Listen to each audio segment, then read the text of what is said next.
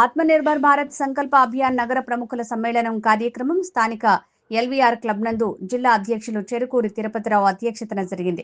ఈ కార్యక్రమానికి ముఖ్య అతిథులుగా కేంద్ర వ్యవసాయ మంత్రి, రైతు సంక్షేమ మంత్రులు శివరాజ్ సింగ్ చౌహాన్ మరియు కేంద్ర సహాయ మంత్రి వర్యులు పెమ్మసాని చంద్రశేఖర్, బీజేపీ రాష్ట్ర అధ్యక్షులు పివిఎన్ మాధవ్ విచ్చేశారు.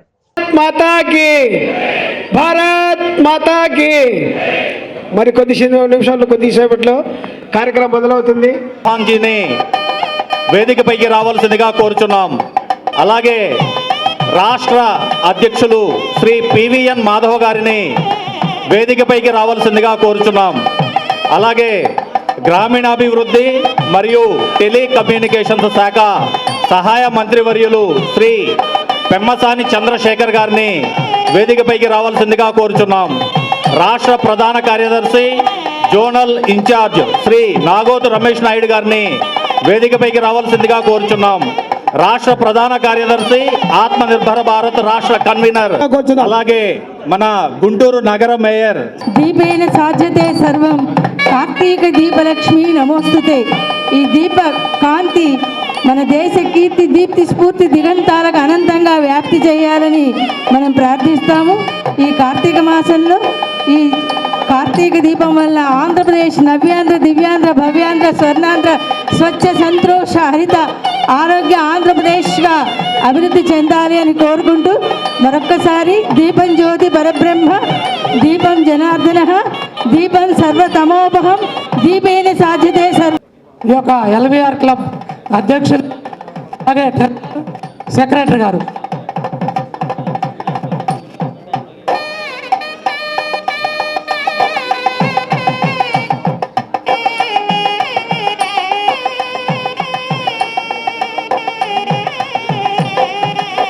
రాష్ట్ర అధ్యక్షులు పివిఎన్ గారిని ప్రసంగించవలసిందిగా కోరుచున్నాం.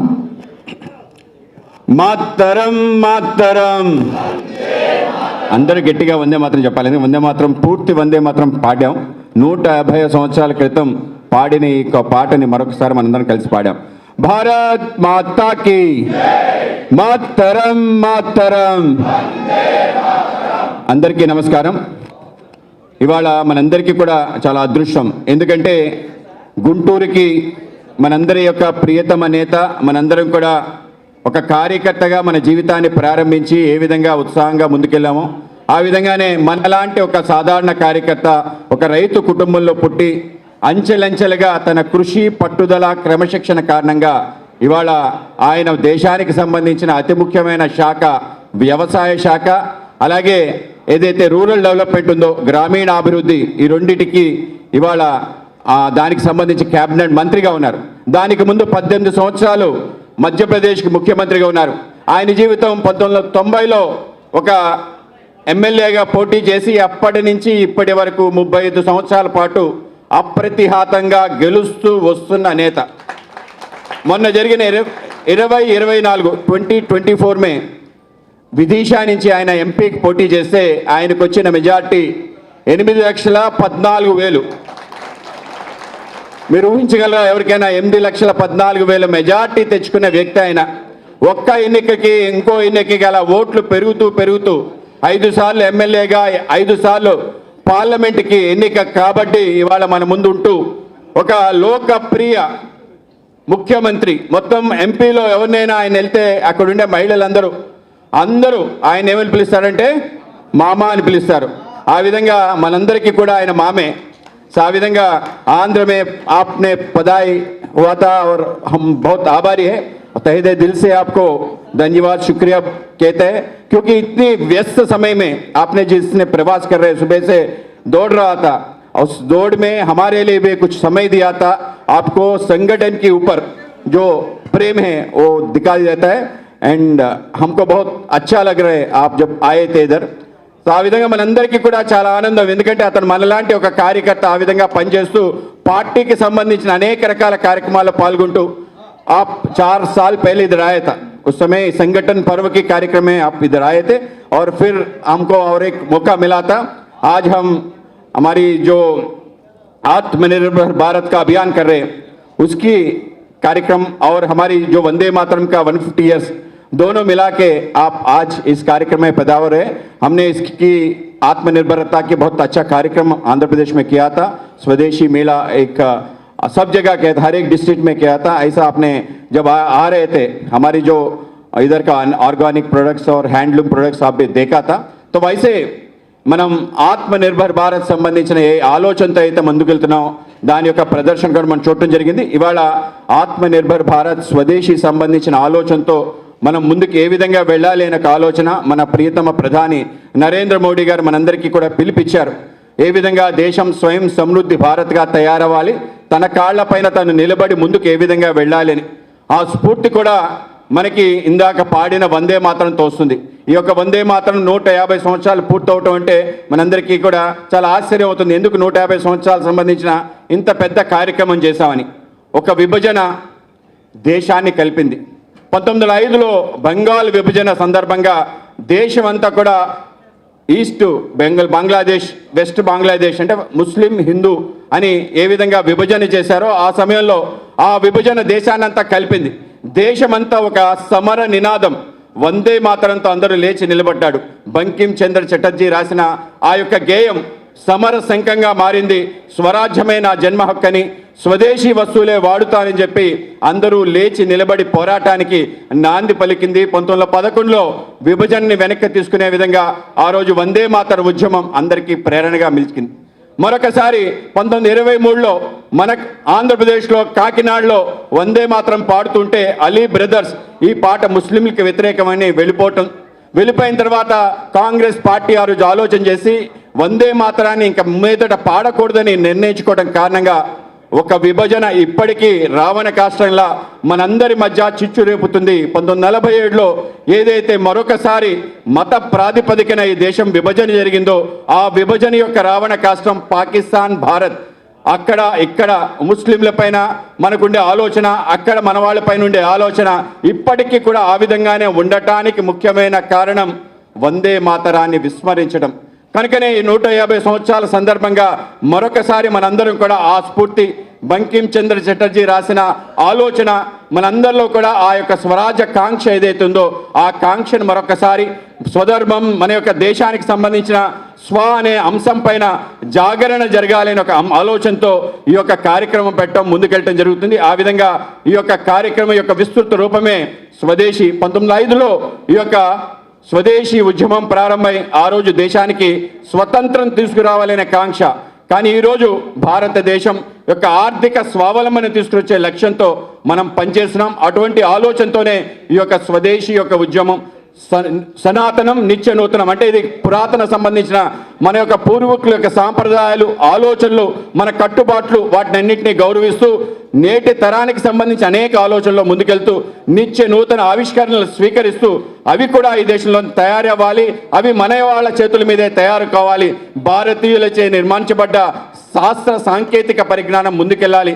అటువంటి ఆలోచనతోనే మన ప్రియతమ ప్రధాని నరేంద్ర మోడీ గారు దేశాన్ని ముందుకు తీసుకెళ్తూ అన్నిటిలో కూడా స్వావలంబన దిశగా మొన్న 4G మన యొక్క ప్రియతమ మన యొక్క గుంటూరు ఎంపీ గారు మన యొక్క మంత్రిగా కేంద్ర మంత్రిగా ఉన్న టెలికాం సంబంధించి అలాగే గ్రామీణాభివృద్ధి ఉన్న పెమ్మసాని చంద్రశేఖర్ గారి ఆధ్వర్యంలో స్వదేశీ 4G టెక్నాలజీ యొక్క ఆవిష్కరణ చేయడం జరిగింది। ఆ విధంగా మన యొక్క టెక్నాలజీ విషయంలో కూడా మనది అనుకునే ముద్రను వేసుకొని మనం ముందుకెళ్లాలనే ఆలోచన, ఆ విధంగా మరొకసారి యొక్క స్వదేశీ యొక్క ఆలోచన మనలో తీసుకెళ్లే ఒక గొప్ప ప్రయత్నం జరుగుతుంది। కనుక మనందరం కూడా దాంట్లో భాగస్వాములు అవ్వాలి। రాబో 2047 కల్లా దేశం వికసిత భారతం అవ్వాలి అంటే మనం మన గురించి తెలుసుకోవాలి, మనవి అనుకుంటున్న అన్నిటి పట్ల మనకి గౌరవం ఉండాలి, వాటిని మనం ఆ విధంగా ముందుకు తీసుకెళ్లే ప్రయత్నం ఈ తరం చెయ్యాలనే ఆలోచనతోనే ఈ కార్యక్రమం పెట్టడం జరిగింది। మనందరి యొక్క అదృష్టం ఏంటంటే అటువంటి ఆలోచన సరళతో ముందుకెళ్తున్న ఒక వ్యక్తి కింద స్థాయి నుంచి ఆ విధంగా పార్టీలో వివిధ బాధ్యతల్ని స్వీకరించి మండల సంబంధించిన అధ్యక్షుడి దగ్గర నుంచి ఆ రాష్ట్ర అధ్యక్షుడి నుంచి ఆ విధంగా జాతీయ స్థాయిలో భారతీయ జనతా యువ మోర్చా యొక్క అధ్యక్షుడిగా పనిచేసి ఎమ్మెల్యేగా ఉంటూ ముఖ్యమంత్రిగా ఆయన చేసిన అనేక రకాల పనులు మనందరూ ఆశ్చర్యపోతాం। ఇవాళ అన్ని రాష్ట్ర ప్రభుత్వాలు అమలు చేస్తున్న సంక్షేమ కార్యక్రమాల యొక్క నాంది ఆయన ద్వారా వచ్చిందంటే ఆశ్చర్యపోనక్కర్లేదు। లాడ్లీ లక్ష్మి, లాడ్లీ బెహనా లాంటి కార్యక్రమాలు ఏవైతే ఉందో ప్రతి అమ్మాయిని అక్కడి చేసుకొని ఆడవాళ్ళకి సంబంధించిన ఈ స్కీమ్ అంటే పరుగు పరుగున ఏ స్కీమ్ పెట్టడం, ఇంకేమైనా స్కీమ్ ఉందా దాన్ని చూద్దాం. అంగన్వాడీలో సంబంధించిన ఏవైతే మనం ఫోలిక్ యాసిడ్ సంబంధించి, ఫార్టిఫైడ్ రైస్ సంబంధించి ఆలోచన చేస్తున్నాం, అవన్నీ కూడా ఆయన 2008లోనే ఎంపీగా అక్కడ చేయటం జరిగింది. ఆ విధంగా ముందుకు తీసుకెళ్లిన నేత. ఆ విధంగా మధ్యప్రదేశ్ని ఒక పక్క సంక్షేమం, ఇంకో పక్క ఆర్థికంగా వనరులు సమకూర్చి సమతుల్యంగా మధ్యప్రదేశ్ బీమారు రాష్ట్రం అనేవాళ్ళు. అంటే అది చాలా కష్టంలో ఉండే రాష్ట్రం, ఆర్థికంగా దానికి వ్యాధి వచ్చింది, జ్వరం వచ్చిన రాష్ట్రంగా ఉండేది. అటువంటి బీమారు యొక్క రాష్ట్రాన్ని ఇవాళ ప్రగతి పదాన్ని తీసుకెళ్లి అందరికీ ఆదర్శంగా నిలిపిన నేత ఇవాళ శివరాజ్ సింగ్ చౌహాన్ గారు మనకి ఆత్మనిర్భర్ భారత్ అభియాన్లో భాగంగా మనతో మాట్లాడడానికి వచ్చారు. ఇది మనందరి అదృష్టంగా తెలుసు. ఆయన్ని మనం ప్రసంగించాల్సిందిగా కోరుతున్నాను. కిసాన్ మోర్చా మా కుమారస్వామి గారు, రాష్ట్ర అధ్యక్షులు, వ్యవసాయ క్షేత్రమే వారు.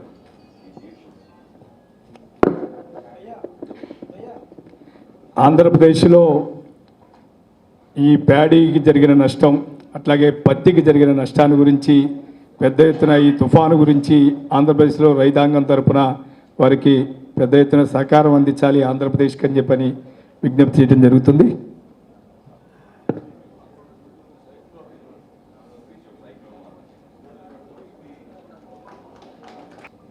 अब समय कम है और मंच भरा पूरा है, आदरणीय मंच, लेकिन नीचे भी लेक्चरर्स, प्रोफेसर्स, लॉयर्स और कई कार्यकर्ता बैठे हुए हैं. मेरे कार्यकर्ता बहनों और भाइयों, आप सबको दोनों हाथ जोड़ के प्रणाम करता हूं, आप सबको नमस्कार करता हूं. माधव जी कह रहे थे आपने समय निकाला, तो समय है किसके लिए? अरे तुमने पुकारा और हम चले आए,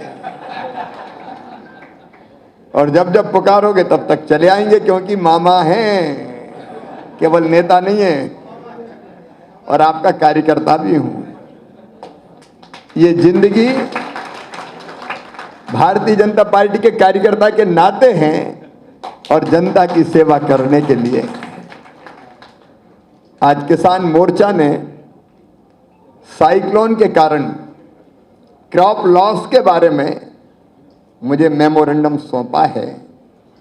माधव जी और किसान मोर्चा, मैं आपको विश्वास दिलाता हूं, पूरी गंभीरता के साथ भारत सरकार इस पर विचार करेगी और इस संकट से आंध्र प्रदेश के किसानों को निकाल के ले जाएगी. राज्य सरकार के सहयोग से मोदी जी और नायडू जी, एक और एक दो नहीं, एक पे 11 हैं.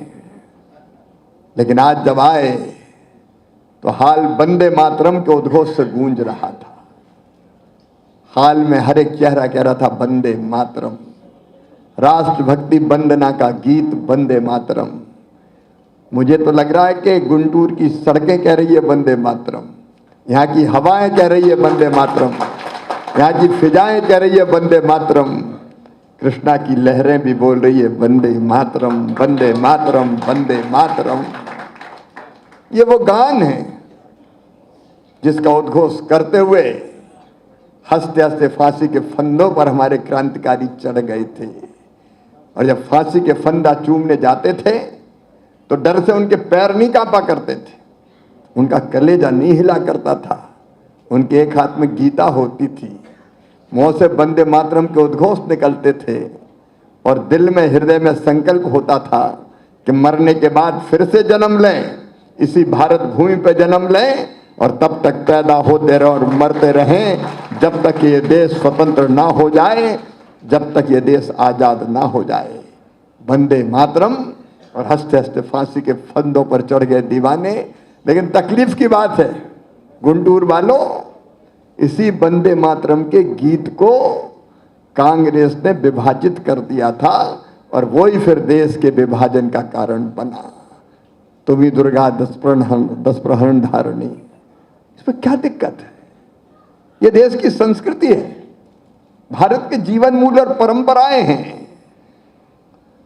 हजारों साल पुराना अत्यंत प्राचीन और महान राष्ट्र भारत, जब दुनिया के विकसित राष्ट्रों में सभ्यता का सूरज नहीं उगा था, तब हमारे यहाँ वेदों की ऋचाएं रच दी गई थी. ये वो धरती है जिसके ऋषियों ने आज नहीं हजारों साल पहले कहा, एकम सत विप्रा बहुधा वदंती। सत्य एक है, विद्वान उसको अलग अलग तरीकों से कहते हैं। ये वो धरती है जिसके ऋषियों ने कहा, संतों ने कहा, आत्मवत सर्वभूतेषु, सबको अपने जैसा मानो और सबको प्यार करो। प्यार करना ही भगवान की पूजा है। इस धरती ने कहा, सिया राम मैं सब जग जानी, सब में वो एक चेतना है। और हमारा धरती, हमारा देश है जिसने दुनिया को कहा, अयम निजम परो वेत्ति गणना लघु चेत साम, उदार चरिता नाम तू वसुदैव कुटुंबकम। ये मेरा है, ये तेरा है। ये सोच छोटे दिल वालों का होता है। जो विशाल हृदय के होते हैं वो तो कहते हैं सारी दुनिया ही एक परिवार है। ये हिंदुत्व है, जहाँ कहा कहते हैं धर्म की जय हो अधर्म का नाश हो, ये हिंदुत्व है। प्राणियों में सद्भावना हो और विश्व का कल्याण हो, ये हिंदुत्व है। सर्वे भवन्तु सुखिना सर्वे सन्तु निरामया सर्वे भद्राणि पश्यन्तु माँ कश्चित् दुर्भाग भवेत्। केवल मैं नहीं, सब सुखी हो, सब निरोग हो, सबका मंगल हो, सबका कल्याण हो, ये हिंदुत्व है। इसमें कहां से संकीर्णता है? इसमें कहां से संकीर्णता है? और उसी में से निकला वंदे मातरम। उस गीत का भी विभाजन कर दिया गया, लेकिन वंदे मातरम गीत के 150 साल पूरे हुए हैं। और इसलिए तय कर लो गुंटूर वालों, कोई भी कार्यक्रम शुरू होगा तो पहले वंदे मातरम गाएंगे, अधूरा नहीं, पूरा का पूरा वंदे मातरम गाएंगे। प्रधानमंत्री नरेंद्र मोदी जी के नेतृत्व में एक वैभवशाली, गौरवशाली, संपन्न, समृद्ध और शक्तिशाली भारत का निर्माण हो रहा है। मैं कई वर्षों तक सीएम रहा हूं। पहले जब दुनिया के किसी देश में जाते थे तो भारत का कहीं मान और सम्मान नहीं मिलता था। 2014 के पहले घपलों घोटालों का देश, इंडियन टाइम के मजाक उड़ाया जाता था। लेकिन जब से प्रधानमंत्री नरेंद्र मोदी बने, 2 घटनाएं हुई। एक अटल जी जब प्रधानमंत्री बने, पोखरण में परमाणु विस्फोट हुआ। समय कम है, मैं उसके विस्तार में नहीं जाना चाहता। भारत ने तेजी से प्रगति और विकास करना शुरू किया। और जब नरेंद्र मोदी भारत के प्रधानमंत्री बने तो आज चारों तरफ मोदी मोदी मोदी मोदी के नारों से आसमान गुंजायमान हो जाता है। हम तेजी से प्रगति और विकास कर रहे हैं। उन विकास के कामों की सूची अगर गिनाएं, आप आंध्र प्रदेश में देख लो मेरे मित्रों। कांग्रेस की जब सरकारें होती थी केंद्र में, तब आंध्र प्रदेश की स्थिति क्या थी, सड़कें कैसी थी, एयरपोर्ट कितने थे, पोर्ट कैसे थे, मेडिकल कॉलेज कितने थे। मैं यहाँ के विजनरी चीफ मिनिस्टर चंद्रा बाबू नायडू जी को बधाई देना चाहूंगा, जिन्होंने हैदराबाद को आईटी सिटी के रूप में खड़ा करके विकास को एक नई दिशा दी थी। लेकिन कांग्रेस की सरकारों में तो केवल तबाह और बर्बाद हुआ था। आंध्र प्रदेश भी और पूरा देश भी बदनाम हो गया था। लेकिन आज भारत दुनिया की 4थी सबसे बड़ी इकोनॉमी है। वो लोग जिनने हम पे कभी राज किया था, उस यूके को हमने पीछे छोड़ दिया और 4थी सबसे बड़ी अर्थव्यवस्था दुनिया की बने। जल्दी हम तीसरी बनने वाले हैं। आज हमारी देखो कितना बीच में टैरिफ टैरिफ टैरिफ टैरिफ करके डराया, लेकिन भारत अब डरता नहीं है। आज का भारत मोदी जी के नेतृत्व का भारत है। आंख झुका के नहीं, आंखों में आंख डाल के बात करता है। हमारे प्रधानमंत्री जी ने कह दिया, राष्ट्र हित सर्वोपरि, किसानों के हित सर्वोपरि, उनसे कोई समझौता नहीं किया जाएगा। और आप घबराना मत, ये टैरिफ टैरिफ हमारा कुछ बिगाड़ नहीं सकते। अब तो वो भी कहते हैं मोदी जी बड़े अच्छे हैं और मैं जल्दी भारत आ रहा हूँ, यहाँ की यात्रा करूंगा। और ये प्रॉन वालों भी घबराना मत, दुनिया के कई देशों से बात कर रहे हैं हम, और भी देश है दुनिया में। उस देश के अलावा या तो वो झुकेगा या दुनिया के बाकी बाजार खुलेंगे। भारत रुक नहीं सकता, भारत लगातार आगे बढ़ता रहेगा। हम किसी को छेड़ते नहीं है। आज एक घटना हुई है, हमारे प्रधानमंत्री जी ने कह दिया है, हम किसी को छेड़ते नहीं हैं। लेकिन किसी ने अगर हमें छेड़ा तो उसे हम छोड़ते नहीं हैं। ऑपरेशन सिंदूर भी लोगों ने देखा है, एयर स्ट्राइक और सर्जिकल स्ट्राइक भी देखी है।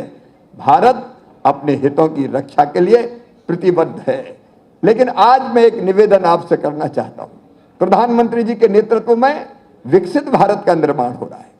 आत्मनिर्भर भारत, आज की जैसी दुनिया है, उस दुनिया में हम किसी पर डिपेंड नहीं रह सकते। हमको अपने पैरों पर खड़ा होना होगा। और इसलिए देखो आप, मंगल के, सोम के, मून के दक्षिणी ध्रुव पे हम उतरे, मंगलयान अब हमारा प्रारंभ हो रहा है। आज डिफेंस सेक्टर में हम आत्मनिर्भर हो रहे हैं और हमारी ब्रह्मोस मिसाइल दुनिया के कई देश खरीदने में लगे हुए हैं। कुछ दिनों के बाद भारत अपनी रक्षा के लिए जो हथियार बनते हैं उनमें आत्मनिर्भर भी होगा और दुनिया को हम बेचेंगे भी।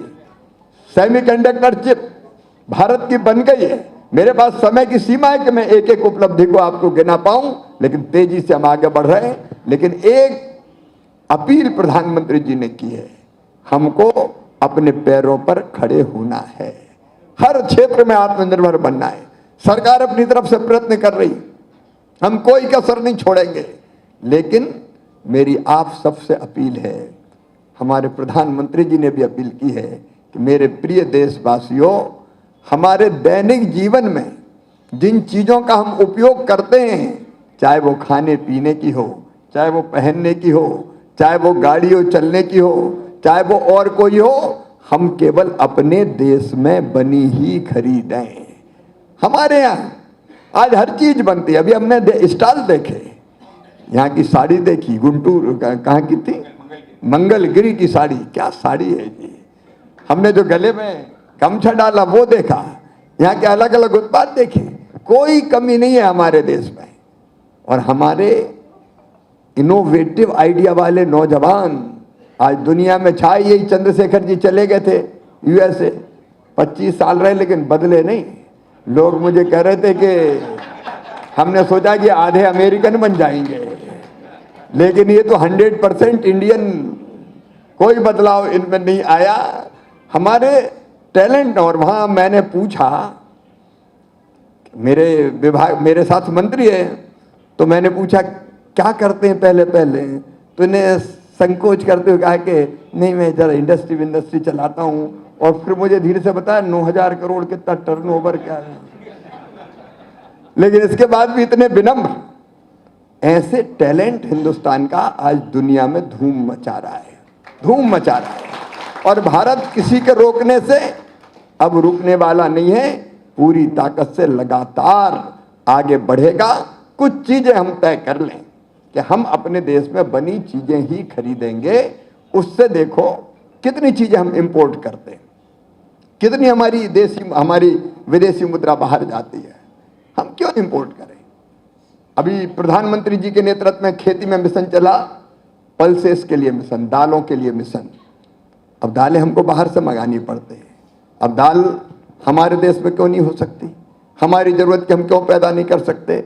खेती का विषय में लंबा नहीं बोल सकता, समय नहीं है। लेकिन दलहन मिशन में हमने तय किया है, जितनी भी दलहन पैदा करेंगे किसान, एमएसपी पे खरीदने का काम मोदी जी की सरकार राज्य सरकार के माध्यम से करेगी। अपना दलहन, ऑयल सीड्स हम इतने पैदा करें कि अपनी जरूरतें हम पूरी कर पाएं। तो खेती के क्षेत्र में भी हम वो करने की कोशिश कर रहे हैं, उसमें हम कोई कसर नहीं छोड़ेंगे। तो एक आत्मनिर्भर भारत के लिए हम अपने देश में बनी चीजें खरीदने की कृपा करें, ये मेरा आपसे निवेदन है। और एक निवेदन और समय की सीमा को देखते हुए करना चाहता हूं। वैसे यहाँ आ गया हूं तो जाने का दिल नहीं कर रहा। एक गाना है हिंदी में, दिल कहे रुक जा रे रुक रहा, तू यहीं पे कहीं, जो बात गुंटूर में कहीं पे नहीं। लेकिन आज समय की सीमा है, मुझे आज कल कैबिनेट की मीटिंग है, इसलिए आज रात की फ्लाइट से मुझे दिल्ली निकलना पड़ेगा। अभी बिहार में चुनाव संपन्न हो रहे हैं, बिहार की आज वोटिंग है, फाइनल वोटिंग। और फाइनल वोटिंग के पहले ही फाइनल हो गया। मैं आज गुंटूर वालों आपसे कह रहा हूं, एनडीए भारी बहुमत से सरकार बना रहा है। वो जंगल राज लालू का और इंडी गठबंधन का लोग भूले नहीं है। अच्छा, उनको मुद्दे भी क्या मिले? डेवलपमेंट मुद्दा नहीं मिला, मुद्दा मिला SIR, वोट चोरी, वोट चोरी, वोट चोरी। वोट चोरी तो कर्नाटक में कैसे तुम्हारी बन गई, वोट चोरी तो हिमाचल में तुम्हारी कैसे सरकार बन गई? हार गए तो वोट चोरी, और पहले ही से पता था कि हारेंगे तो पहले ही बाहर में निकल गए, वोट चोरी, वोट चोरी, वोट चोरी। अब इनके पास यही बचा है। यहाँ का कॉम्बिनेशन भी आंध्र का इतना सुंदर है, मोदी जी, चंद्रबाबू जी और कल्याण, पवन कल्याण जी, ये 3 in 1 ऐसी जोड़ी है कि परफेक्ट अलायंस है, परफेक्ट NDA। तो यहाँ भी NDA शानदार काम कर रहा है और हम बिहार में भी जीतने वाले हैं, बिल्कुल चिंता मत कीजिए, क्योंकि जनता की कल्याण और विकास की जो योजनाएं हमारी सरकार की है, कभी किसी ने सोचा ही नहीं था जो मोदी सरकार ने सोचा है। लेकिन चुनाव जब आता है तो एक चीज मेरे दिल दिमाग में आती है, और मोदी जी ने जिस बात को राष्ट्र हित में कहा है उसके लिए भी मैं आपसे आज अपील करना चाहता हूं। हमारे देश में लगातार प्रगति और विकास में कोई चीज बाधक है तो ये लगातार होने वाला चुनाव बाधक है। आप देखिए 2 साल पहले, 2 साल भी नहीं हुए, मध्य प्रदेश, छत्तीसगढ़, राजस्थान में चुनाव हुए, तब मैं मुख्यमंत्री था मध्य प्रदेश में, उस समय चुनाव हुए। अच्छा, उसके 4 महीने बाद लोकसभा के चुनाव, क्या बिगड़ जाता? विधानसभा लोकसभा के इकट्ठे हो जाते तो 4 महीने के अंतर में ही 2 बार चुनाव, और फिर वो चुनाव खत्म नहीं हुए तो महाराष्ट्र, झारखंड, जम्मू कश्मीर, हरियाणा के चुनाव, वो चुनाव खत्म नहीं हुए कि दिल्ली का चुनाव जिसमें केजरीवाल निपट गए। फिर दिल्ली का खत्म नहीं हुआ तो अब आ गया बिहार का चुनाव, बिहार का खत्म नहीं हुआ कि अब बंगाल का चुनाव, फिर आसाम का चुनाव, फिर तमिलनाडु का चुनाव। हर साल 2 बार चुनाव, 5 साल, 12 महीने, 365 दिन, हर एक पॉलिटिकल पार्टी है चुनाव की तैयारी करती रहती है हमेशा। और देखो, जब चुनाव होते हैं तो कितना समय लगता है नेताओं का भी। अब मैं एग्रीकल्चर मिनिस्टर हूं, चुनाव आ गए तो कहा झारखंड जाओ, फिर कहा गया महाराष्ट्र चले जाओ, फिर कहा गया बिहार चले जाओ। तो कृषि खेती बाड़ी छोड़ के हम चुनाव कर रहे हैं। अकेले हम नहीं, कितने नेता चुनाव में लगे। प्रधानमंत्री जी का समय चुनाव में जाता है, मंत्रियों मुख्यमंत्रियों का समय चुनाव में जाता है। अगर ये काम, ये समय जनता की सेवा में लगाते तो कितना काम होता। समय बेकार जाता है, फिर पैसा खर्च होता है। कितना पैसा खर्च होता है? लगभग 4 लाख करोड़ से लेकर 7 लाख करोड़, ये जो अलग अलग चुनाव होते हैं एक साथ अगर हो जाते तो ये खर्चा बच जाता। और टाइम केवल मंत्री मुख्यमंत्री का नहीं जाता, ऑफिसर्स जाते हैं ऑब्जर्वर बन के। बिहार में चुनाव है, आंध्रा का ऑब्जर्वर जा रहा है, अफसर भी आराम से बैठे रहते हैं, इलेक्शन चल रहा है जी, अभी तो ऑब्जर्वर हैं। फिर आप मॉडल कोड ऑफ कंडक्ट लगता है तो विकास के कोई काम नहीं होते। और फिर सवेरे सवेरे गाड़ियां निकलती है, बहनों और भाइयों कमल के फूल की बटन दबाइए, सूरज की पहली किरण के साथ वोट डालने चाहिए। और चुनाव में तो सब गाड़ियां लग जाती, खटारा गाड़ियां भी लग जाती, तो वो धुआं निकालती है, तो पर्यावरण बिगड़ता है। कितना समय कार्यकर्ताओं का जाता है। आप कल्पना करके देखिए, अगर संविधान में संशोधन करके, जैसा मोदी जी सोचते हैं, अगर 5 साल में एक बार लोकसभा, विधानसभा, असेंबली, पार्लियामेंट के इलेक्शन एक साथ हो जाए तो देश का कितना फायदा होगा। बताओ, होगा कि नहीं होगा? और इसलिए इस बात को भी आप जनता के बीच में कहिए, ये बड़ा सुधार होगा देश में और इससे देश की बड़ी सेवा होगी।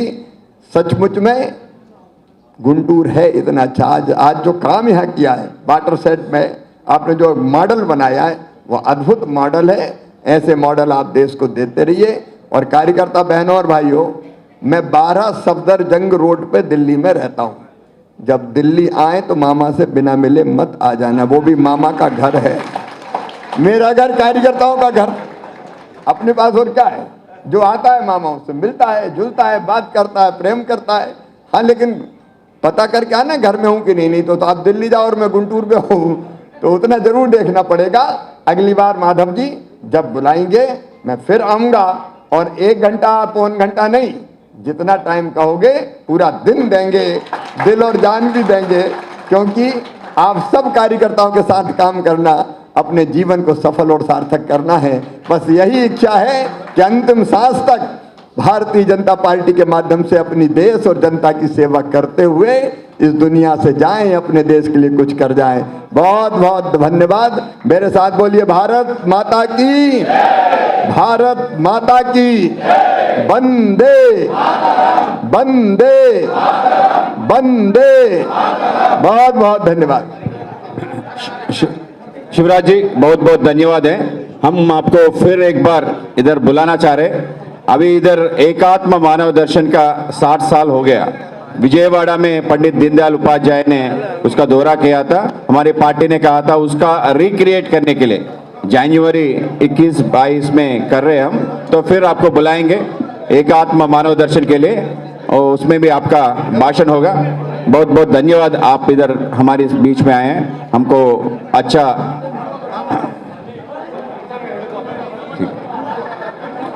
భారత్ మాతాకి ఆత్మనిర్భర్ భారత్ సంబంధించిన సంతకం పెట్టించడానికి తీసుకురావాల్సిన కోరుతున్నాం. సంతకం బీజేపీ జిల్లా అధ్యక్షులు తిరుపతిరావు గారు ఇప్పుడు శివరాజ్ సింగ్ చౌహాన్ గారికి సంతకం ఆత్మనిర్భర్ భారత్ కా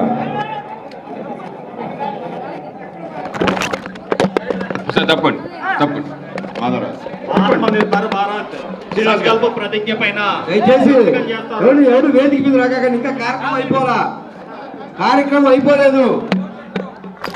ఎవరు వేదిక మీద రావద్దు, దయచేసి అందరూ కూర్చోవద్దుగా కోరుకుంటున్నాం మిమ్మల్ని. ఒక నిమిషం. ఇవాళ ఆత్మనిర్భర్ భారత్ సంబంధించిన దాని ప్రమాణ పత్రం పైన సంతకం పెట్టారు. మనందరం కూడా వెళ్తున్నప్పుడు ఈ యొక్క ఆత్మనిర్భర్ భారత్ సంబంధించిన ప్రతిజ్ఞపై సంతకం పెట్టి ఆ ప్రతిజ్ఞ ఒకసారి అందరూ చదువుకోవాలి. అందరికీ ధన్యవాదాలు. విచ్చేసిన అందరికీ కూడా ధన్యవాదాలు. పెమ్మసాని చంద్రశేఖర్ గారు ఈ కార్యక్రమాన్ని విచ్చేసారు, అందరికీ ధన్యవాదాలు. ఎవరు కూడా ఆయన మీద పడితే సమయం అయిపోయింది. ఆయనకి జిల్లా అధ్యక్షుడు ఇస్తారు అందిస్తారు. దయచేసి పక్కన జిల్లా అధ్యక్షుడు, అలాగే రాష్ట్ర అధ్యక్షులు మాధవ్ గారికి జిల్లా అధ్యక్షుడు వారు సత్కారం.